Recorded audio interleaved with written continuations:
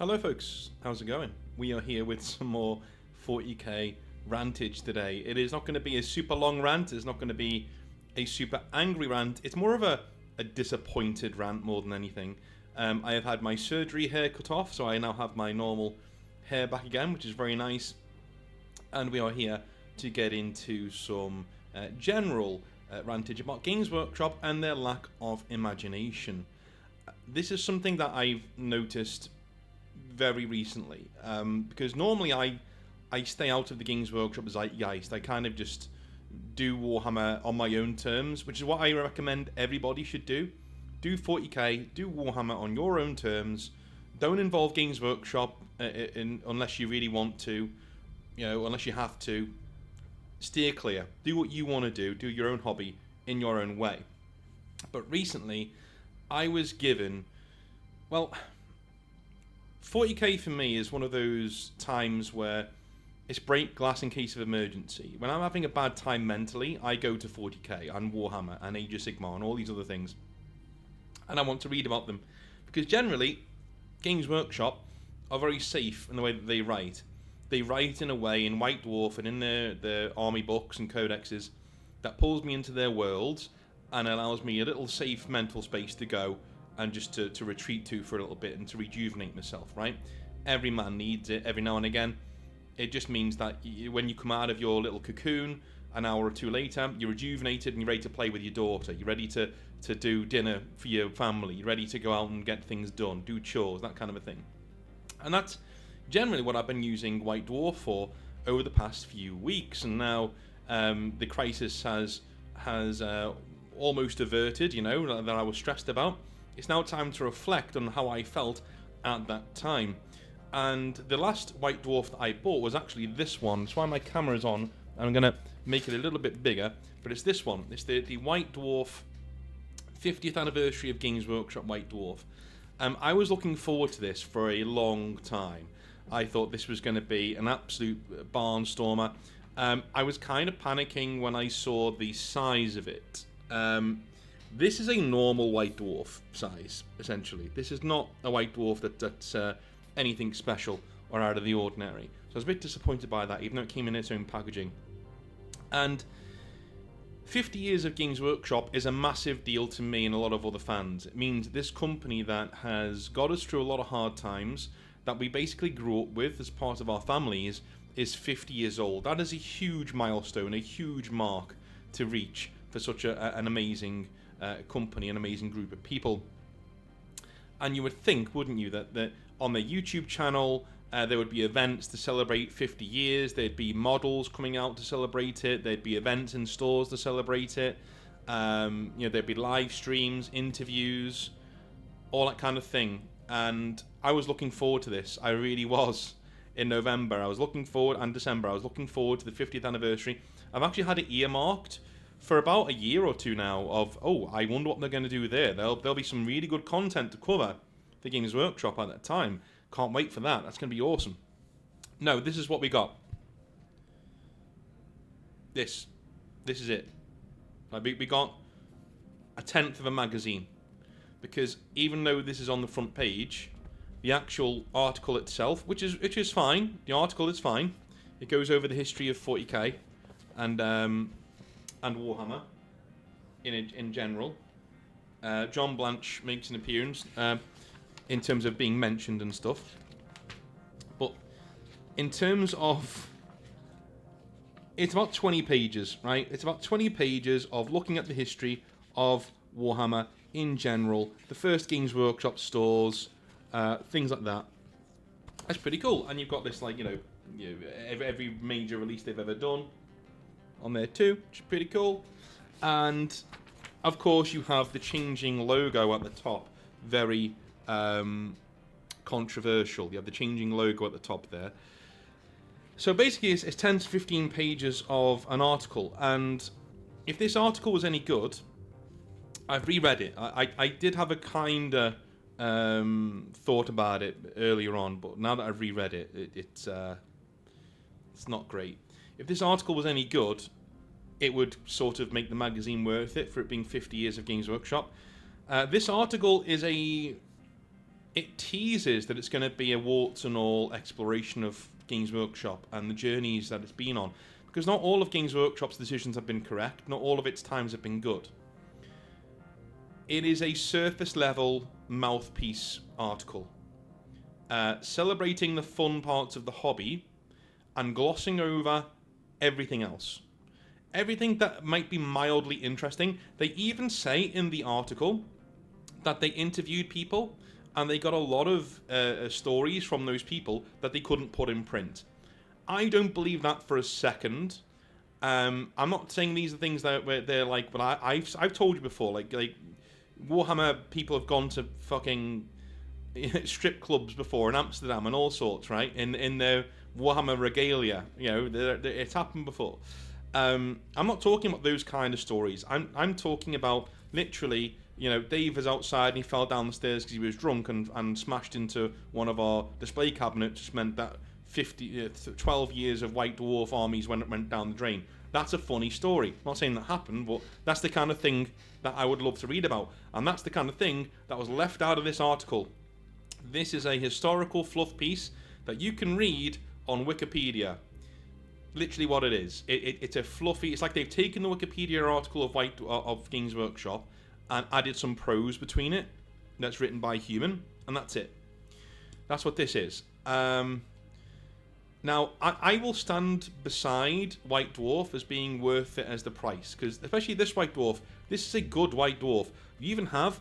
There's a game in here, a game that's just in White Dwarf, that's about chariot racing, Wasteland Death Race. It's a chariot racing game that you can play in 40k or Age of Sigmar. It's great. Really good, robust rules. Really fun. Tested it myself. Really great. And with all the other articles and artwork and letters and battle reports and tips and tricks, things like that, White Dwarf itself is a good magazine, and I stand by that. But in terms of what we got for the 50th anniversary of this company that is so intrinsic to most of our lives when we were growing up and even now, this ain't it, Chief. This ain't it, right? They could have gone and spoken to Rick Priestley, John Stallard, Andy Chambers, Gav Thorpe, Jervis Johnson, all of these people, and even brought them in to do articles, a one-off article in White Dwarf. Can you imagine that? Imagine Rick Priestley coming back and doing a one-off article in White Dwarf. That would sell like hotcakes, dude. Can you imagine? This should have been an event. This magazine should have been a collector's item.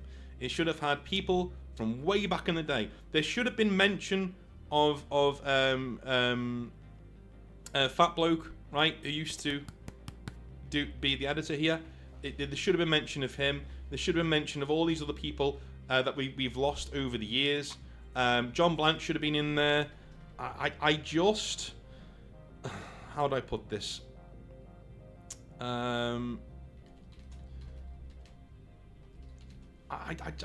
It just doesn't feel great, dude. Do you know what I mean?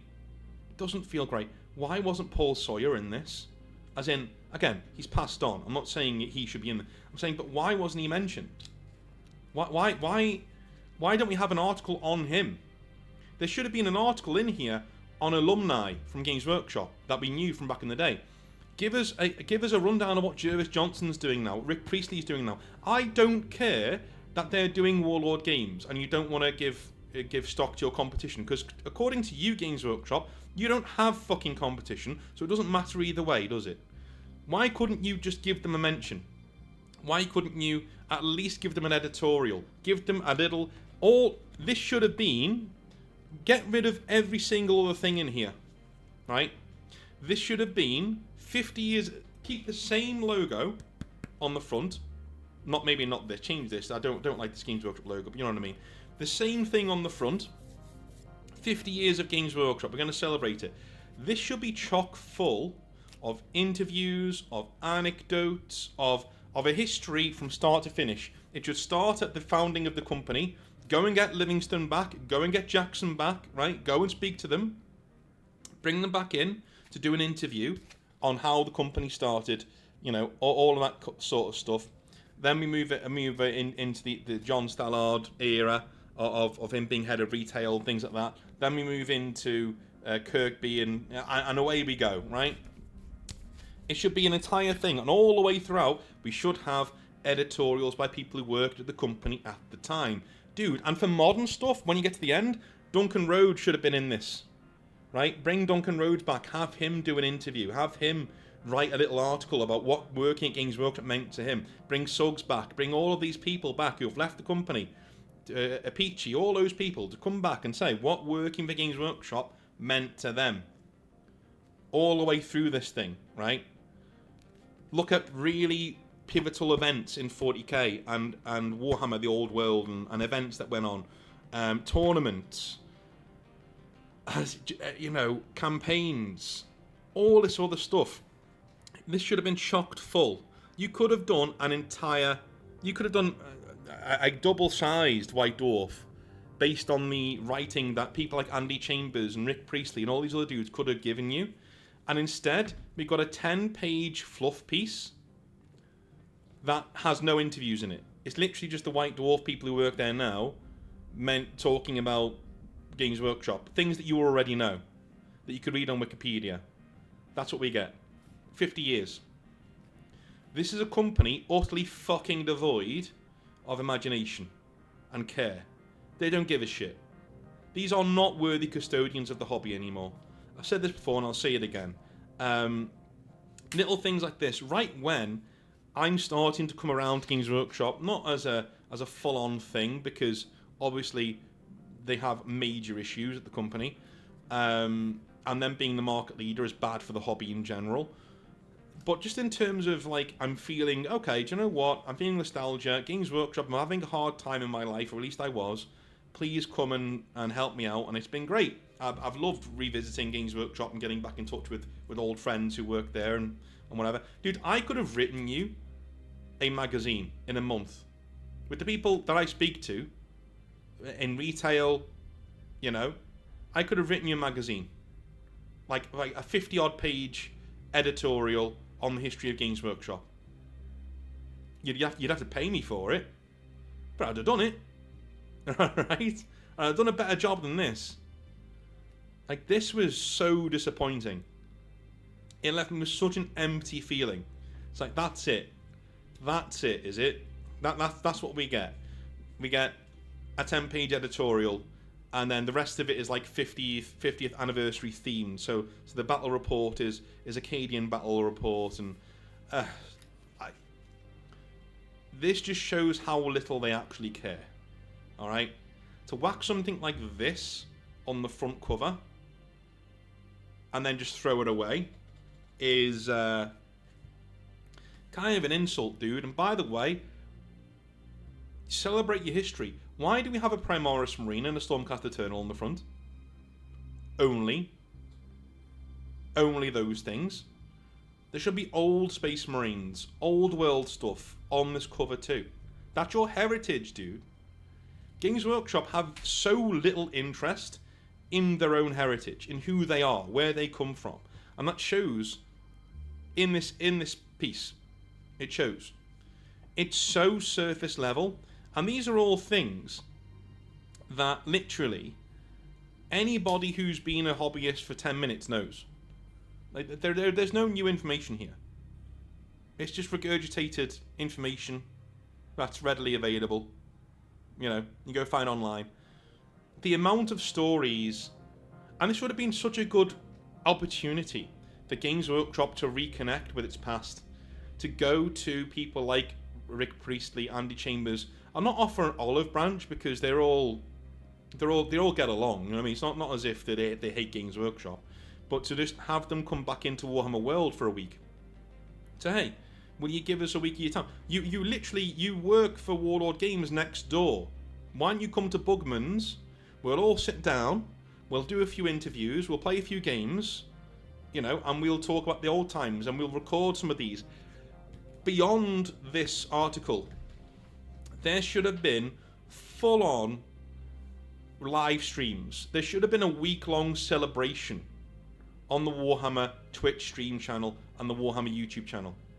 But we should have had interviews. We should have had battle reports we should have seen Andy Chambers against Jervis Johnson, or Andy Chambers against Rick Priestley playing 40k, right? We should have had a Legends tournament, literally an 8-man tournament of 8 dudes who used to work for the company, and now they're back again to fight it out on the tabletop for your viewing pleasure. Pay them money, get them to come in, let them promote their own stuff like Conflict 47 and all that. That's fine, right? Get them to come in and have fun, because these guys used to work the company. They basically built the company. Show off the heritage of Games Workshop. Have actual models coming out that celebrate that heritage.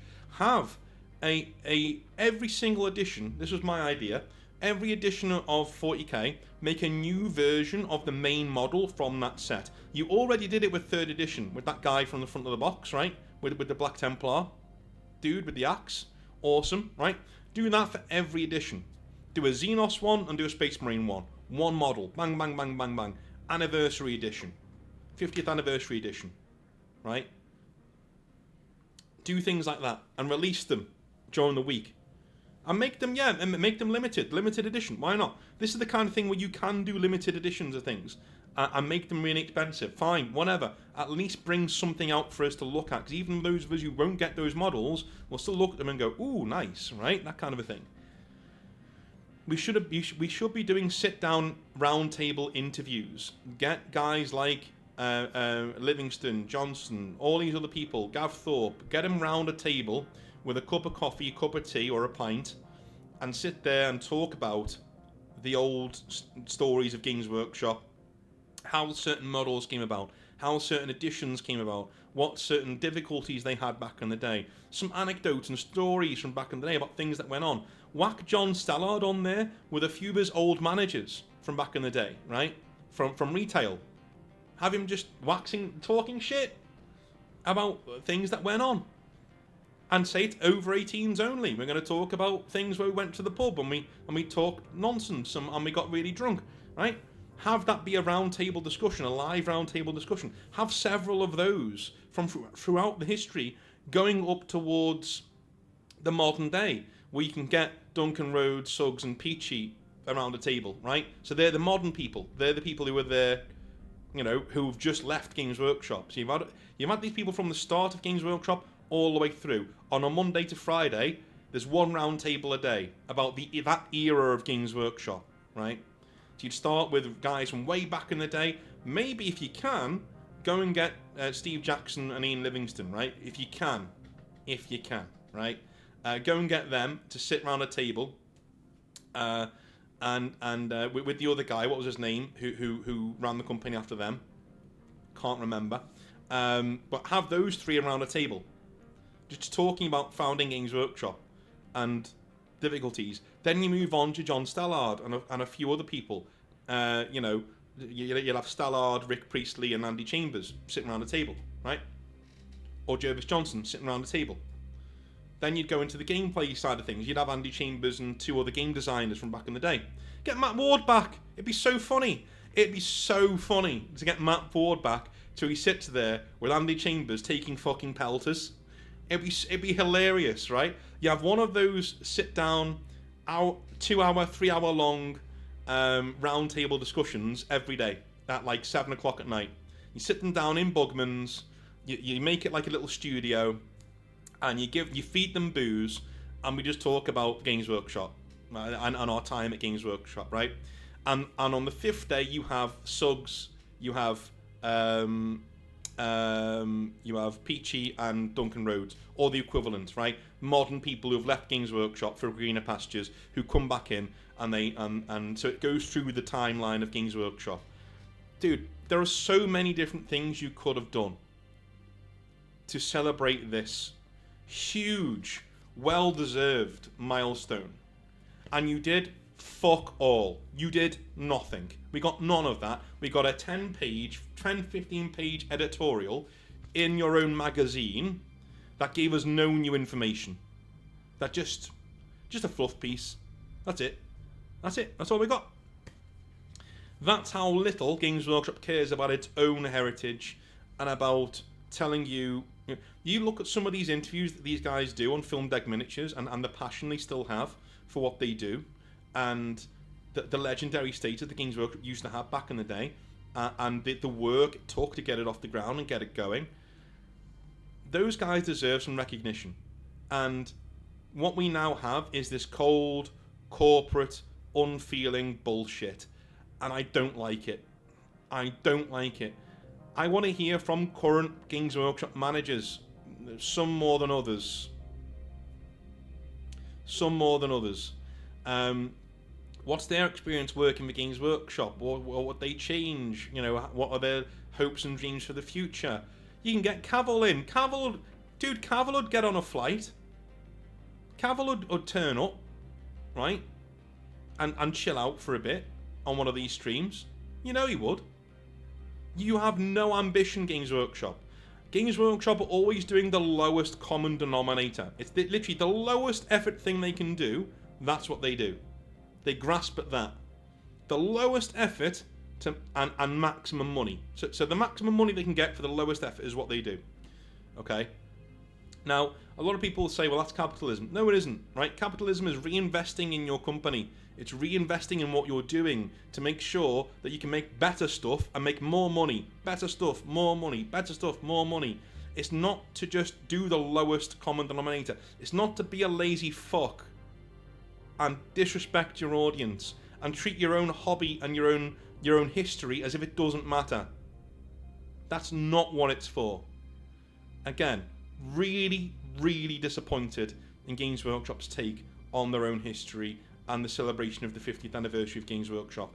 A well-deserved 50th anniversary. Because this is a company that's got us all through some really tough times, and I'm standing up for it. You guys there right now, you need to hang your heads in fucking shame. You have 10 years until the 60th anniversary of Games Workshop. Get it the fuck right. Or, we're still in the month of December, take what I've said on board and do it. Do something. I'm surprised more people aren't talking about this. Because this was insulting.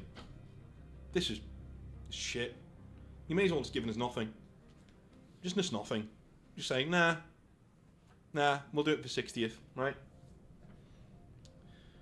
Honestly, what do you guys think? Am I going overboard? Let me know in the comment section down below. I love you a long time. Have a wonderful rest of your day. And I'll speak to you very, very soon, right? See ya. Have a good one. Bye now.